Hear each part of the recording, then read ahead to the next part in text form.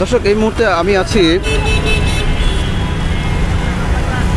মোহাম্মদপুর 3 রাস্তা মোড়। আজকে নতুনভাবে একটি আঙ্গিকে দেখতে পাচ্ছি। ট্রাফিক পুলিশের পাশাপাশি সেনাবাহিনী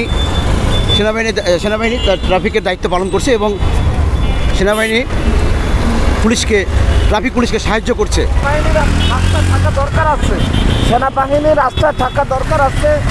আমরা জ্যামজট মুক্ত ঢাকা শহর চাই, এই দেশে এই শহরে আমরা জ্যামজট মুক্ত চাই। সেনাবাহিনী আমরা চাই রাস্তা থাকুক।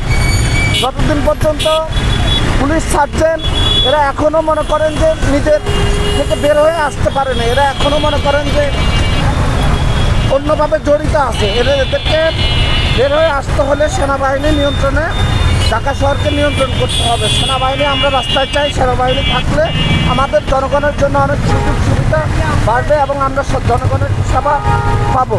আজকে অনেক ভালো লাগতেছে আর কি। আজকে ওই সেনাবাহিনী আমাদের হেল্প করতেছে, এই সেনাবাহিনীর হেল্পে আমাদের অনেক ভালো লাগতেছে। সেনাবাহিনী আমাদের সাথে প্রতিদিন এভাবে ডিউটি করলে আমরা আর কি এটার আশাবাদী আর কি।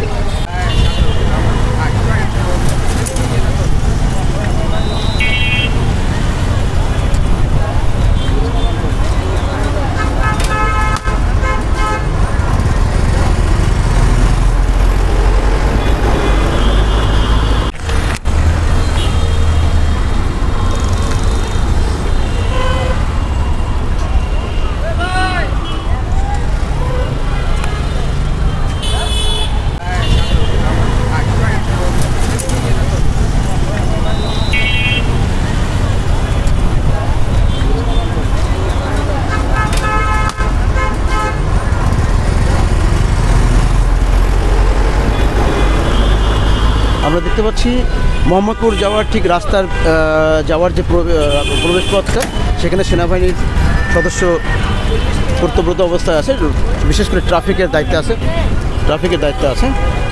তো এই ক্ষেত্রে এখানে যে জটলার সৃষ্টি হতো প্রতিনিয়ত, সেই জটলাটা কিন্তু আজকে নেই। এই রাস্তার মাঝখানে এলোপাতারিভাবে গাড়ি রেখে দিত।